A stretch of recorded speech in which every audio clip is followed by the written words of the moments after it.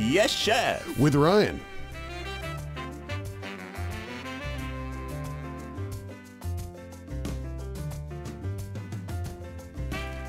It is a new season for Hashtag Daily Case starting yesterday, and it's a new season for Yes Chef with Ryan in the studio.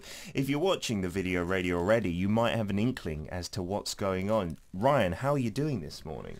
I'm good, man, but I was, excuse me, I was slaving away working on all these delicious things for you to try today. That you've brought into the studio. So people were all guessing what's going to be happening. What's this revamped version? Siska was saying, is Chef Ryan going to cook in the studio? That would be fantastic. But I think health and safety regulations. Ooh, we could try to bring a hot plate in here one day. Let's start off a little simpler, though. And work it up to like a full-scale barbecue in the studio. That's it. That's it. Yeah, vent hood overhead. You could get one of your smokers in here. There we go. Custom make one. Right here in the corner. It would look good. And then we'd have barbecue for all the DJs. I know Isaac would love that as well. Oh, yeah. At 12 o'clock. So we're still keeping some of it the same, whereas we're talking about a seasonal ingredient. That's right. But you have really cooked that ingredient and brought it into the studio today, and you're going to do that each and every week.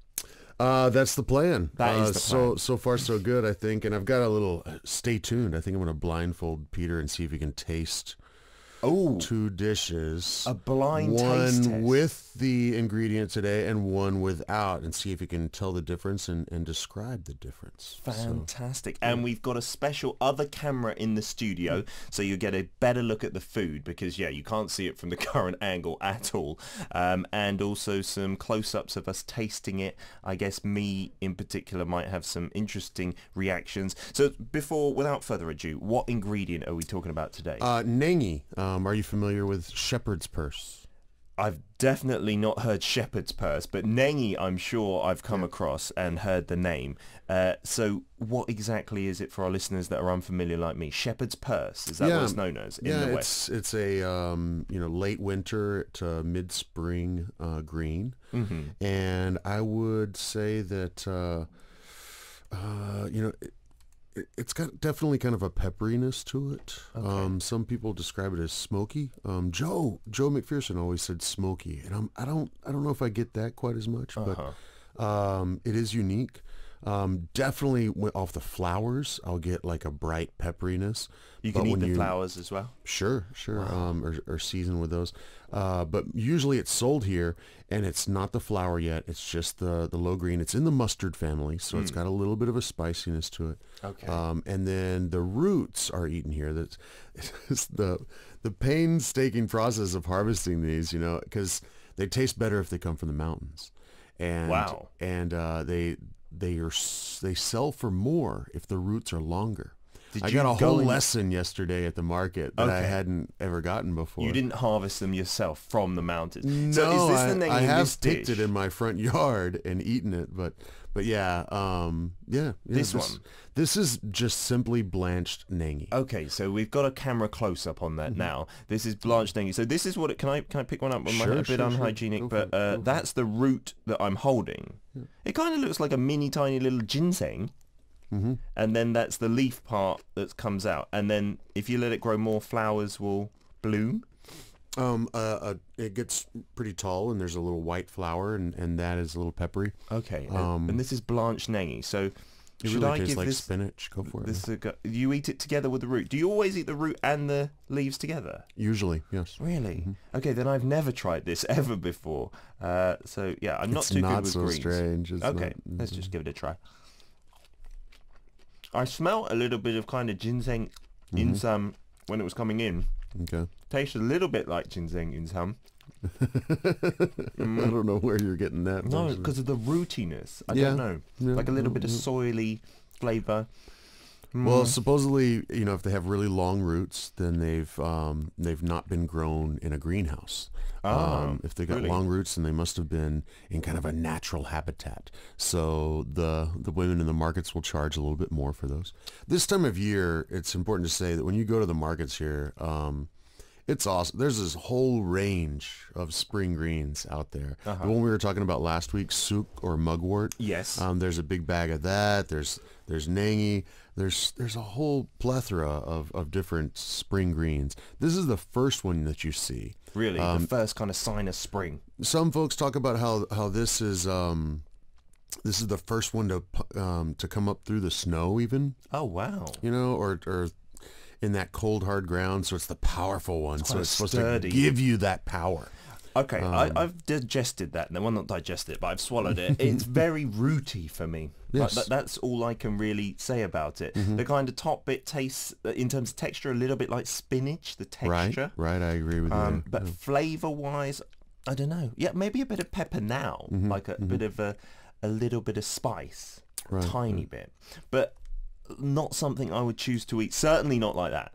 Unless for the health benefits. It's not usually eaten just like this. Okay. This one I just did simple blanched it. You do have to blanch it for about 1.5 minutes to get the roots tender enough to bite through. So you can eat it raw, or is... Usually not eaten raw, because then the roots would be kind of chewy and fibrous. Okay. But just 1.5 minutes in the in boiling water. They're very hairy, nice and tender. these roots. They're roots. And so the longer they are, the better, right? That's a long root, isn't it? That's what they say, yeah. So they say this must have grown in the wild, maybe on the mountains. Right. And I'm assuming these are healthy, right? Because ginseng and inzam with the roots, they're supposed to be super good for you. Today's topic, shepherd's purse, is used in many cultures medicinally, or in cosmetics, and there's a whole range of uses. Really? Okay, then just for my health benefit, I'm going to eat another one. Can you tell us then, how is this used in Korean cuisine? Well, that's what I've brought today, are the two most common ways you'll see it here. And let's look at the muchim first. Muchim is... Muchim is like a salad, a Korean salad. A little bit spicy, a little bit sour, a little bit sweet. Okay? Yeah, okay. And so can you name some of the ingredients that go into making a muchim? Do you know? Is there not...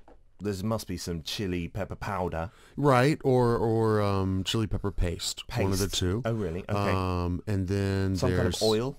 Yes, the toasted sesame oil is very important in most muchims. Who doesn't like sesame oil? So is it in there as well? Yes, it is. There's some good organic toasted sesame oil. Then there's some... I see sesame seeds in there. Right. Okay. On top, that's the last little garnish to it. There's also some mayshil. The plum? The green plum syrup or extract, right? I love that as well. I love drinking that. Yes, made into a tea or like an aid or something like that. It's delicious. Or even as an alcohol, the meshilju, which has the actual plum at the bottom, sometimes with some gold flakes inside. Yeah, it can be really sweet that way. Yeah.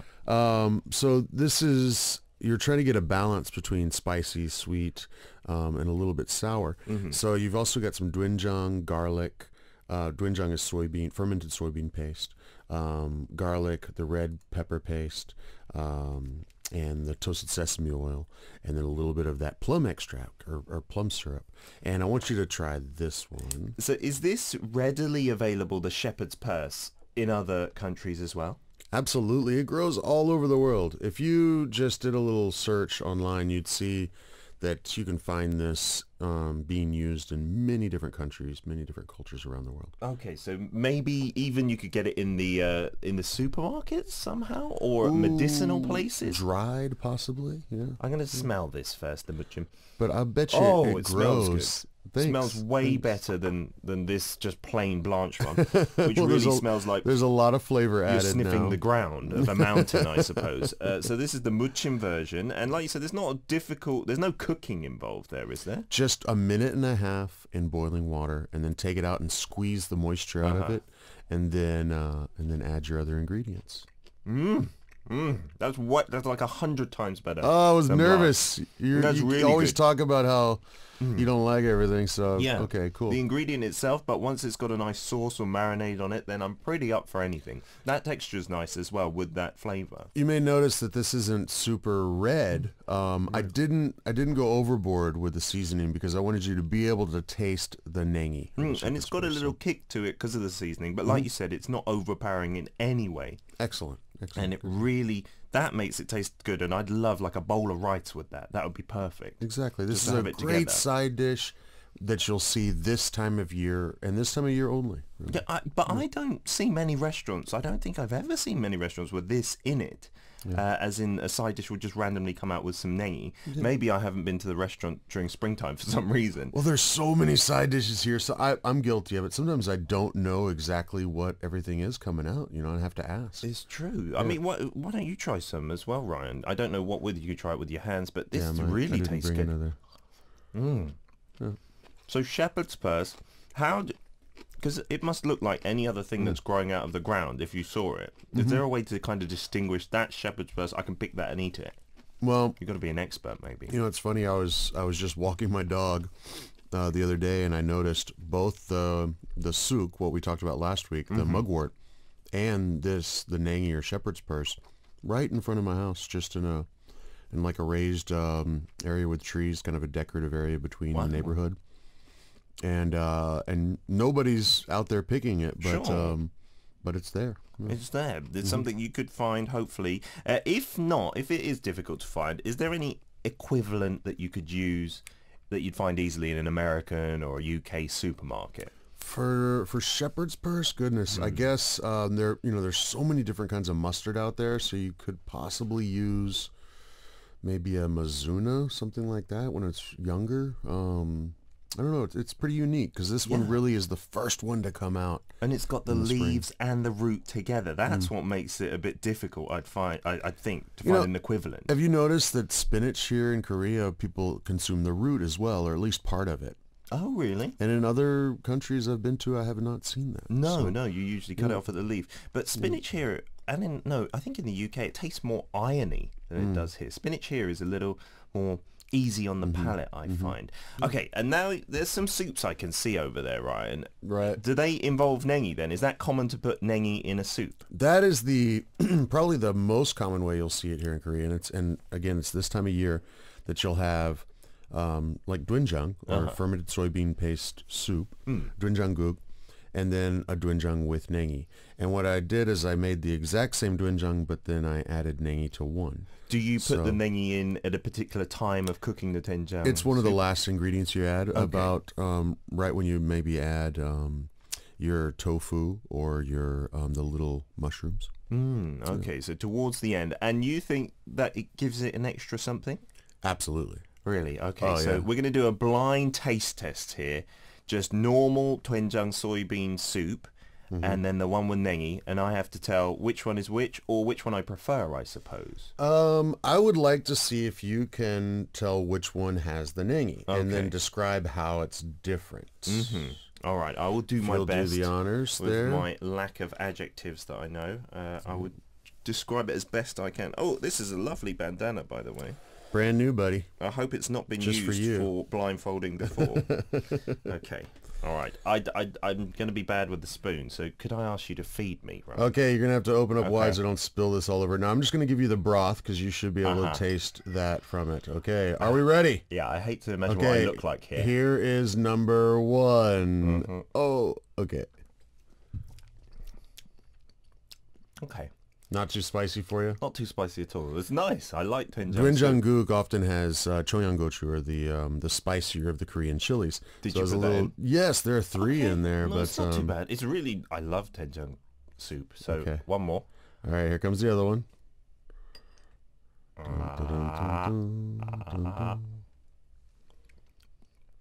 That's definitely got nengi in it. Hey, 100%. all right. And it tastes good. Yeah, it like tastes really good. Okay, you can take off your blindfold. Because Here's your spoon. The first one was nice, okay, but after tasting the second one, it's got much more depth to it. Right. And an extra kick as well. Like that first one now tastes a bit bland. Right. Having had the one Isn't with that nengi, interesting? When you ate it just blanched, you're like, meh. Yeah. But when you put it in the doenjang, it really elevates it. Absolutely. Right? That 100%. is so cool. It's so much better. And that's a thing about cooking. You know, sometimes you just got to play with stuff in different ways to figure out how it works. It's about how things interact together. I'm going to make my wife's job a lot more difficult by asking her to always put nengi in doenjang now, because that tastes so good. Wow. I'm going to have another soup. What's that you're doing with the blanched nengi there? Right? Well, I had a plan in case you did not guess the right soup. Okay. Or guess Was the it going to one be that a had- punishment or something? No, not a punishment. This is another way you'll see it sometimes, and this is soybean powder. Okay, so dried soybeans and then made Is that into what a they put powder. on the duck sometimes? No? Yeah, sometimes. Well, On the rice cake? Yes, and you'll really see it with samgyeop sometimes too. Oh, yes, you dip it in there. That tastes good as well. So you'll take this, and you got the chopsticks. So why Okay. don't you drop some of that into this one, and we'll see how these two are different. Okie dokie. Oh, this is like a little science experiment with food, Ryan. I like it. Okay. We'll drop Supposed to add. This is another way that you'll see the doenjangguk. But this is not what you did for this one. Right. You It's just did the slightly standard different. thingy. Okay, let's try it now.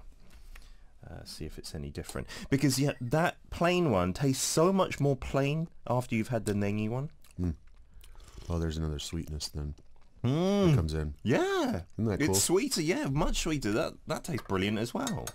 I've never had a doenjang with nengi in it as well because I've never seen roots in my doenjang soup, my soybean soup. It's so good. More It works, places doesn't should do. I guess if you're going to real like independent restaurants where they use seasonal ingredients, you will see this maybe even in the doenjang.